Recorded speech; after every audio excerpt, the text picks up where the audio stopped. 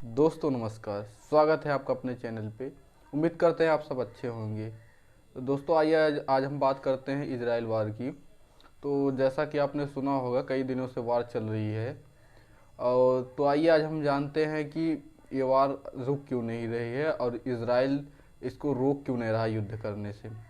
दोस्तों इस टाइम देखा जाए तो जो नर्दर्न गाजा है, इसराइल ने पूरी लगभग लगभग उसको घेर चुके हैं। और वो इन साइड मतलब बिल्कुल अंदर तक रेड कर रहे हैं, जैसे एयरफोर्स से और जितना भी वो तोपों वगैरह से उन पर रेड कर रहे हैं। जो नॉर्दर्न गाजा आप देखेंगे वो लगभग लगभग पूरा घेर चुका है और वहाँ की पावर सप्लाई बिल्कुल कट चुकी है। और जो बिल्कुल नीचे का सदर्न गाजा है, जो कि दक्षिण वाला पार्ट है, वो अभी भी बचा हुआ है। वहाँ पे सभी लोग को शिफ्ट किया जा रहा है। तो दोस्तों आइए थोड़ा जानने की कोशिश करेंगे कि ये क्यों इसराइल ये वार रोक नहीं रहा। जैसा कि आप देख रहे हैं कई कंट्रियों में इसका विरोध हो रहा है, बहुत जगह विरोध हो रहा है, प्रोटेस्ट वगैरह हो रहे हैं और बहुत सी कंट्रियों ने इन पर प्रेशर भी बनाया है। लेकिन देखेंगे कि ये रुक नहीं रहा है। तो दोस्तों इसके पीछे बहुत से कारण हैं। जैसे कि एक मेन कारण देखा जाए दोस्तों, जैसे कि इसराइल एक डेवलप्ड कंट्री है और वहाँ की देखिए टेक्निक बहुत ही अच्छी है। और वहाँ जिस तरीके से लोग मेहनती भी हैं, वो एजुकेटेड भी हैं, प्लस दोस्तों वो टेक्निक जानते हैं।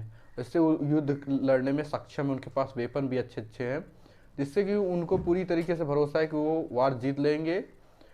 और दोस्तों उसके बाद देखा जाए तो इनका एक जो आप देखते हैं कि जूइश लॉबी है, जो जो इसराइल के लोग और कंट्रियों में रहते हैं, उनकी लॉबी दोस्तों बहुत मजबूत है। क्योंकि वो जहाँ जहाँ हैं बहुत ही सक्सेसफुल पर्सन हैं और वो लोग अच्छे अच्छे काम करते हैं। जैसे आप देखेंगे कि नोबल प्राइज़ जो मिला हुआ है खास करके यहूदियों को मिला है। वे लोग मेहनती होते हैं और एजुकेटेड टैलेंटेड लोग होते हैं। तो जिस जिस कंट्रियों में हैं, ज़्यादातर देखा जाए तो वेस्टर्न और अमेरिका वगैरह में ज़्यादा है। तो वहाँ की उनकी लॉबी अपने कंट्री के लिए काम करेंगे ही, जब रहेंगे तो कुछ प्रेशर बनाएंगे ही। वहाँ की अगर इकोनॉमी में कंट्रीब्यूट कर रहे हैं तो गवर्नमेंट से कुछ कहेंगे कि हमारी कंट्री के लिए कुछ किया जाए। तो उनकी लॉबी बहुत स्ट्रांग है दोस्तों। और दोस्तों देखा जाए तो वेस्टर्न कंट्रियाँ हैं, उनका भी इंटरेस्ट बिल्कुल जो वहाँ का आप देखेंगे जो रीजन है बिल्कुल मेडिटेरेनियन सी का, भूमध्य सागर का, और जहाँ से स्विस कैनाल का लगभग लगभग दुनिया का बहुत भारी मात्रा में आप देखेंगे वहाँ ट्रेड होता है। वहाँ का बिजनेस बहुत ज़्यादा होता है, वहाँ से जहाज़ें आती जाती हैं, तेल वगैरह और सामान दुनिया का काफ़ी ज़्यादा वहाँ एक्सपोर्ट होता है और एक्सपोर्ट इम्पोर्ट होता है। तो इस हिसाब से वो रीजन बहुत ज़रूरी है वेस्ट और ख़ास करके अमेरिका के लिए कि उसको पकड़ बनाए रखना है। तो जैसा कि देखेंगे कि वहाँ ज़्यादातर मुस्लिम कंट्री डोमिनेटेड है। तो इसराइल एक अकेला ऐसा कंट्री है जो कि बिल्कुल बिल्कुल आप देखेंगे स्ट्रेटेजिक जगह बिल्कुल ही आप ऐसी जगह बसाया गया है जहाँ से वो चारों ओर कंट्रोल कर सकते हैं। तो यही दोस्तों इसलिए जो वेस्ट है और अमेरिका खास करके वो लोग बहुत ही इसराइल का सपोर्ट करते हैं। और जो इन युद्ध न रोकने में सबसे बड़ा कारण दोस्तों है कि वेस्टर्न नेशन है और जो यूएसए है, ये सब उसके फुल सपोर्ट में है। जैसा कि आप देखेंगे कि जैसे ही उस पर हमास ने अटैक किया तो सारी जितनी वेस्टर्न कंट्री थी सब एक तरफ से आके इसराइल के सपोर्ट में बोलने लगी और कहने लगी कि ये बहुत ही ख़राब काम किया है हमास ने। तो और देखेंगे जैसा कि उनके जो भी हेड हैं और वो भी आके उनके मिले, उसके बाद उनसे सांत्वना दी और उसके बाद फिर उन्होंने हर तरीके से सहायता करने के लिए उनको आश्वासन भी दिया। और ऐसा कि देखेंगे जो अमेरिका है, अमेरिका के तो बहुत ही डीप टाइज हैं, वे बहुत ही इंगेज है इसराइल में और मिडल ईस्ट जो वगैरह में। हाँ, तो उसने देखेंगे कि उनके कुछ देखा जाए तो गुप्त तरीके से उनके काफ़ी सलाहकार भी हैं जो कि उनको बता रहे हैं किस तरह से रेड करना है। रसिया की तरह बिल्कुल ही आपको यूक्रेन में नहीं फंस जाना है। तो इसी स्ट्रेटेजी से आप देखेंगे कि इसराइल ने डायरेक्ट पहले अटैक नहीं कर दिया गाजा पे, पहले उसको देखेंगे को घेर लिया। उसके बाद घेरने के बाद उसने पावर जो सप्लाई है बिल्कुल, चाहे खाद पानी जो भी जाता होगा, लाइट वगैरह सब कुछ की कट कर दी बीच से। उसके बाद अब वहाँ जो लोग फंस गए हैं, चाहे फ़लस्तीनी हो या फिर हमास के फाइटर हो, अब उनके लिए बहुत समस्या रही कैसे निकले।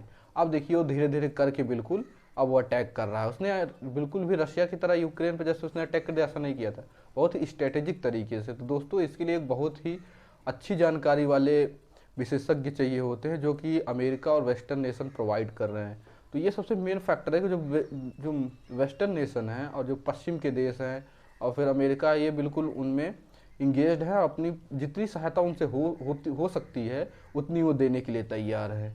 तो दोस्तों अब जैसे अगर आप देख लीजिए इसराइल को भी इतनी बड़ी कंट्रियों का सपोर्ट है, जैसे कि अब जो पश्चिम कंट्री हैं, फ्रांस और जर्मनी हो गया, और इंग्लैंड हो गया, आपका जो ब्रिटेन है, और फिर अमेरिका, तो ये बहुत ही पावरफुल कंट्री है।